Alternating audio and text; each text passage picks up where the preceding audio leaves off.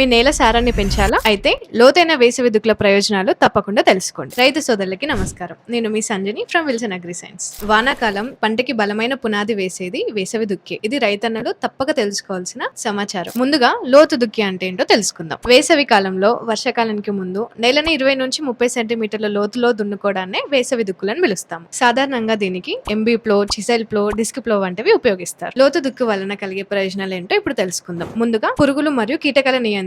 నేలలో ఉన్న గుడ్లు, పురుగుల లార్వాలు మరియు తెల్ల పురుగులు లాంటివి ఏమైనా ఉంటే ఎండవేడికి తీవ్రతకు తట్టుకోలేక చనిపోతాయి అన్నమాట. కలుపు మొక్కల నివారణ. దీని వలన కలుపు మొక్కల వేర్లు పైకి వచ్చి ఎండవేడికి ఎండిపోతాయి. దీని వలన వర్షపు నీటి నిల్వ పెరుగుతుంది. నేల గట్టితనం తగ్గి నీరు అనేది సులభంగా నేలలోకి ఇంకిపోతుంది అన్నమాట. నేలలో గాలి ప్రసరణ మెరుగుపడుతుంది. ఇది వేర్ల పెరుగుదలకు మరియు సూక్ష్మజీవుల అభివృద్ధికి సహాయపడుతుంది. దీని వలన వేర్ల పెరుగుదల అనేది బాగా మెరుగుపడుతుంది. పంట వేర్లు బలంగా పెరిగి లోతుగా పెరిగి మొక్క అనేది చాలా బలంగా తయారవుతుంది. రోగాల తగ్గింపు. నేలలో ఉండే హానికర శిలీంధ్రాలు ఎండవేడితో నశిస్తాయి. నేల సారవంతం మెరుగుపడుతుంది. సేంద్రియ పదార్థాలు బాగా కలిసి పోషకాలు అందుబాటులోకి వస్తాయి. నేల ఎరుక తగ్గుతుంది. దీని వలన వర్షాకాలంలో మట్టి కట్టుకోపోవడం అనేది తగ్గిపోతుంది. ఏప్రిల్ మే నెలలు లోతు దుక్కి చేయడానికి సరైన సమయం. ఇది రబీ పంట కోత తర్వాత చేయడం మంచిది. లోతు దుక్కి కోసం ఉపయోగించే యంత్రాలు MB ప్లో, disc ప్లో, chisel ప్లో and cultivator. అనుకూలమైన పంటలు మిరప, పత్తి, మొక్కజొన్న, వేరుశెనగ, కంది మరియు మామిడి తోటలకు కూడా ఇది ఉపయోగపడుతుంది.